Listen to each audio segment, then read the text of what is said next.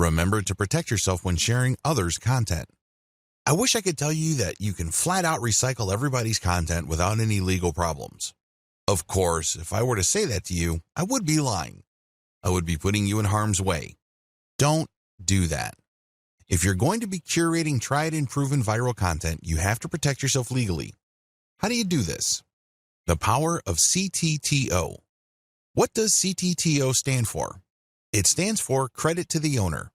When you post this, you are saying to the world that you don't own the content and that you are attributing ownership to the person who actually owns the content. Now, understand that when people post CTTO, they don't just do it in passing. The ones who do this right will link to the source. For example, if you are posting a funny cat video and it turns out that it was a video originally made popular by a person with a personal account, include their personal account link in your curated post. Put CTTO and then link to that person. This way, people would know that that person is the owner. You are just curating this content. This is a very important part of getting legal protection. You have to give proper attribution. You cannot give the impression that you created this content yourself. Make sure to comment on the content. Under U.S. copyright law, as well as Canadian intellectual property law, if you use other people's protected intellectual property, you can gain some protection for lawsuits when you do certain things. First of all, your sharing of the content must have some sort of commentary. Either you're sharing it for news value or you're sharing it to foster conversation. This is how the fair use doctrine works. It is all about opening up copyright law to allow for genuine discussion. This way, when you comment, you are triggering the fair use doctrine. Now, I'm not saying that your comment should be very short and shallow. That's probably not going to protect you. If you are going to be curating other people's viral content, your comment must be content in and of itself. It must be that useful. It must have some sort of impact, and it almost must add value to the content that you are curating. You can't just say, check this out, or haha, funny. That's not going to work. Use this tremendous opportunity to talk about your niche. Use this opportunity to highlight your expertise and level of authority in your niche. This way, you can kill two birds with one stone. On the one hand, you qualify the curated content under the fair use doctrine. This makes it harder for the owner of the content to sue you for copyright infringement. Remember, under international intellectual property law, the only person who has a right to copy and distribute the copies of his or her original work is the content creator. Alternatively, that person may assign those rights to another person.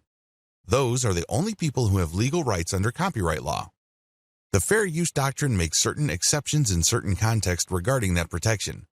This way, you can freely share somebody's content, provided that you are adding commentary, adding value, or you are positioning it to foster discussion. It is also important to make sure that the content that you are sharing is not the whole content. For example, you are probably going to run into trouble if you share a complete movie that somebody else produces. But if you're going to share snippets of the video or screenshots like the stuff that you see on BuzzFeed, you probably will be okay. You have to look at how much of the content you are quoting or sampling. If you use the whole content, then you may be in trouble. It is also important that you link to the source. This way, they benefit from your curation. This creates a win-win situation. In most cases, third-party content producers really don't mind. In fact, they would love to encourage you. Why? The more you spread their content, the more traffic they get. The more you popularize their content, the stronger their brand becomes. You're doing them a big favor. Things get a little dicey when you're sharing snippets of popular movies or TV shows. That's when things can get a little touchy. Do yourself a big favor and make sure that there is commentary with the content that you are curating. Make sure that you use the acronym CTTO to protect yourself. Also, if you get any kind of complaint or notification from the rights owner, pull the curated content down. It's not worth it. You don't want to blow all the cash that you have managed to build up creating your own distinct online brand because you don't want to let go of curated content. If you're doing this right, you should have a lot of curated materials anyway. You're not really losing much if the rights owner tells you to pull down a few posts on your social media accounts. When you get such notifications, make sure you act on them promptly. Don't sit on them. Don't blow them off. You're just going to make things harder on yourself if they decide to sue you. Make no mistake, intellectual property right law is no joke. There are fines that you can face, and you might even get jail time. It can get that bad. So do yourself a big favor and make sure you protect yourself adequately when sharing other people's content. Now, please understand that what makes this really murky is the fact that when content goes viral on the internet, it usually changes hands so many times. In fact, this may have happened so much that you really don't know who the real owner is. You really don't know who created that content in the first place.